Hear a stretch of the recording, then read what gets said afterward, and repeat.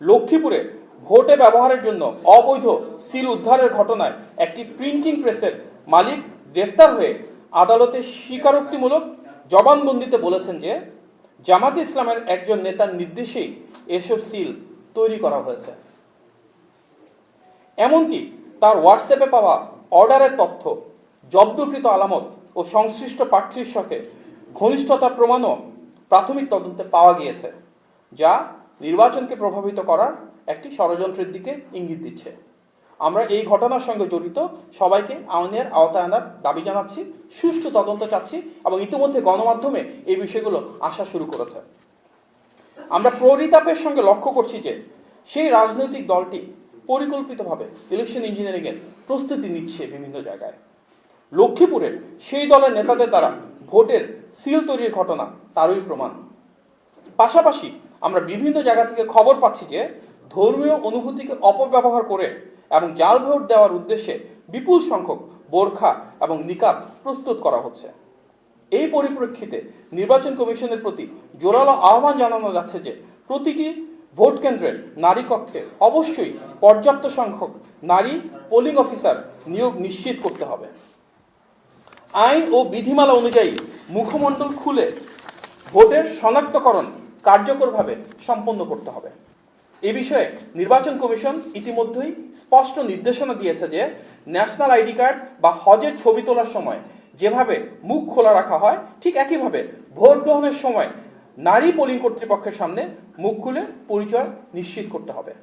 পাশাপাশি ভোটের স্বচ্ছতা ও বিশ্বাসযোগ্যতা রক্ষার সব রাজনৈতিক দলের পক্ষ থেকে নারী কক্ষে যথাসম্ভব নারী পোলিং এজেন্ট নিয়োগ নিশ্চিত করা অপরিহার্য এবং দায়িত্বশীল সকল রাজনৈতিক দলকে আমরা এ বিষয়ে সচেতন থাকার জন্য আহ্বান জানাচ্ছি।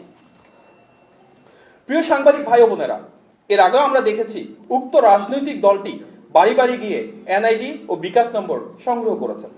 এসব ঘটনার কারণে জাল ভোটের আশঙ্কা উড়িয়ে দেওয়ার কোনো সুযোগ নেই। এমনকি অতিরিক্ত ব্যালট ছাপানোর প্রস্তুতির তথ্য আমরা পেয়েছি। এ বিষয়েও আমরা সবার সদয় কামনা করছি যেন সচেতন থাকেন।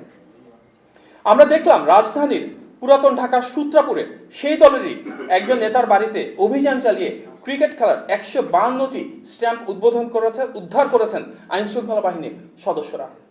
তাহলে কি তারা নির্বাচনের সময় দেশব্যাপী সহিংসতার কোনো প্রস্তুতি নিচ্ছে? এমনই যদি হয় তবে এ বিষয়ে নজরদারি বাড়ানোর প্রয়োজন আছে বলে আমরা মনে করছি।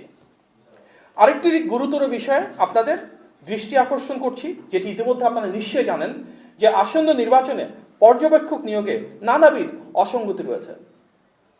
উদাহরণস্বরূপ people's association for social advancement অর্থাৎ পাশা নামের একটি নাম সর্বস্ব প্রতিষ্ঠান নির্বাচনে সর্বাধিক পর্যবেক্ষক নিয়োগের অনুমোদন পেয়েছে। মোট 55,454 জন দেশি পর্যবেক্ষকের মধ্যে কেবলমাত্র পাশারই রয়েছে 10,559 জন। যদিও বাস্তবে হবিগঞ্জের একটি গ্রামের বাসার একটি কক্ষই এই সংস্থার তথাকথিত কার্যালয় এবং লোকবল বলতে মূলত একজনই, যা ইতিমধ্যে গণমাধ্যমে প্রকাশ পেয়েছে। ইতিপূর্বে আমরা নির্বাচন কমিশনে অবহিত করেছি যে পর্যবেক্ষকের নামে বেশ কিছু প্রতিষ্ঠানের একটি বিশেষ রাজনৈতিক দলের সাথে সংশ্লিষ্টতার বিভিন্ন অভিযোগ আসছে। আমরা মনে করি এইসব বিষয়ে একটি সুষ্ঠু নির্বাচন অনুষ্ঠানের পথে অন্তরায়। অতএব একটি অবাধ, সুষ্ঠু ও নিরপেক্ষ নির্বাচন আয়োজনের জন্য যে লেভেল প্লেইং ফিল্ড প্রয়োজন সেটি নিশ্চিত করতে প্রয়োজনীয় ব্যবস্থা গ্রহণের জন্য আমরা নির্বাচন কমিশন ও অন্তর্বর্তী সরকারের প্রতি আবারও আহ্বান জানাচ্ছি।